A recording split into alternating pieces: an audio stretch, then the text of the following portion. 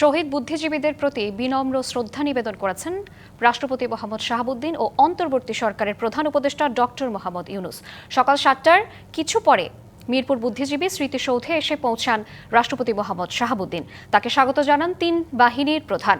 সশস্ত্র বাহিনীর একটি চৌকস দল রাষ্ট্রীয় সালাম প্রদান আর পুষ্পস্তবক অর্পণের মধ্য দিয়ে ৭১ এর শহীদ বুদ্ধিজীবীদের প্রতি শ্রদ্ধা জানান রাষ্ট্রপতি।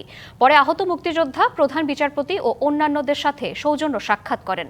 এরপর সকাল ৭টা ২০ পুষ্পস্তবক অর্পণের মাধ্যমে শহীদদের প্রতি শ্রদ্ধা নিবেদন করেন প্রধান উপদেষ্টা ডক্টর মোহাম্মদ ইউনূস।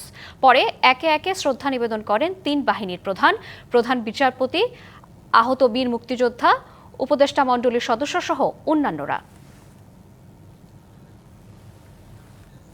মিরপুরের বুদ্ধিজীবী স্মৃতিসৌধে শহীদ বুদ্ধিজীবীদের স্মৃতিসৌধে আছেন সহকর্মী মনিরুল সোহাগ।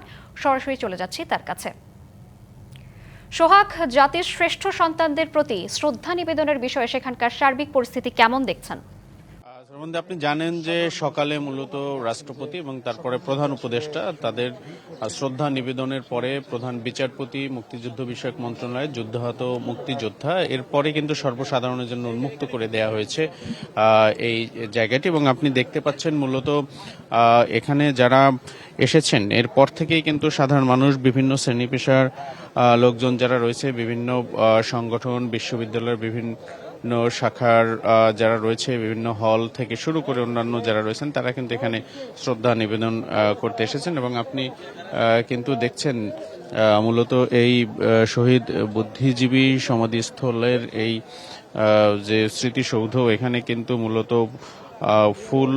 ফুলে ভরে গেছে এবং সাধারণ মানুষ যারা রয়েছেন তারাও কিন্তু এসেছেন। আমরা দেখেছি যে সাংগঠনিকের ভাবে অনেকে এসেছেন, তার বাইরে ব্যক্তিগত ভাবেও কিন্তু অনেকে এসেছেন। অর্থাৎ এই দিনটিকে তারা মনে রেখেছেন। 1971 সালের মহান মুক্তিযুদ্ধে বিজয়ের আগ মুহূর্তে যে জাতির শ্রেষ্ঠ সন্তান যারা ছিলেন, অর্থাৎ যারা বিভিন্ন পেশায় দক্ষ মানুষ এবং বুদ্ধিজীবী হিসেবে যাদেরকে আসলে ধরা হতো, শিক্ষকতা পেশা, ইঞ্জিনিয়ারিং পেশা, অন্যান্য যে সকল পেশা রয়েছে সেখান থেকে বাছাই করে আসলে জাতিকে মেধাশূন্য করার জন্য পাকিস্তানি বাহিনী এই হত্যাযজ্ঞ চালায়।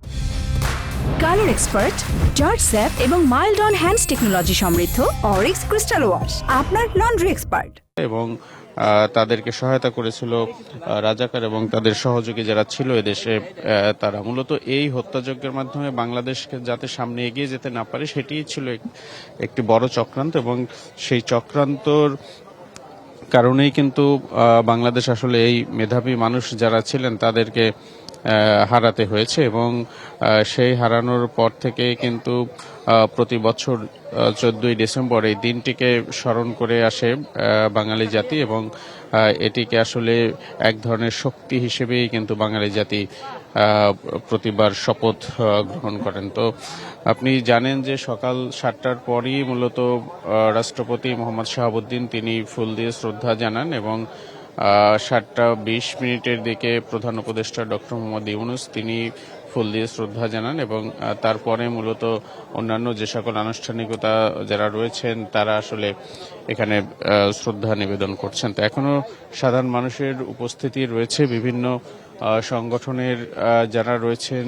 বিভিন্ন শ্রেণী পেশার মানুষ যারা রয়েছেন তাদের উপস্থিতি কিন্তু আমরা দেখছি। তো সব মিলিয়ে আসলে এই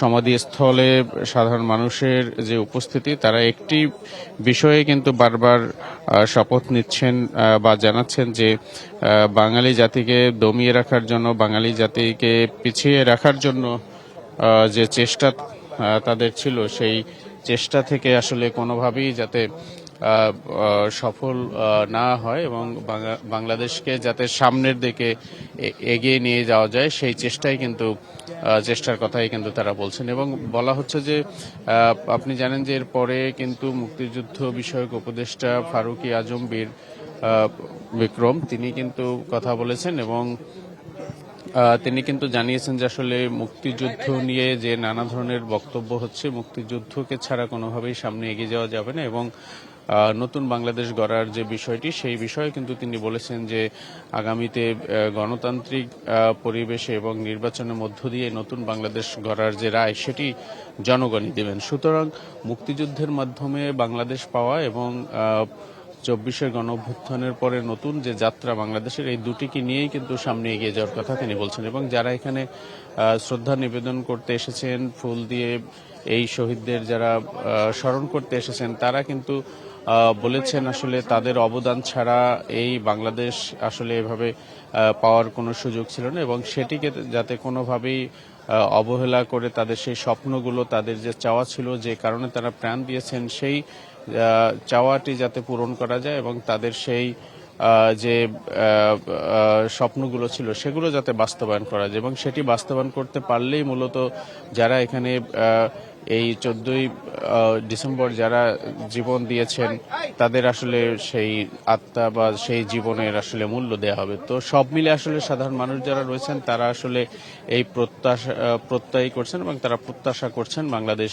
দিনে দিনে সামনে বিশ্বে আরো মাথা উঁচু করে দাঁড়াবে। তো এই ছিল এখান থেকে এই মুহূর্তের খবর। সোহাগ, আপনাকে ধন্যবাদ।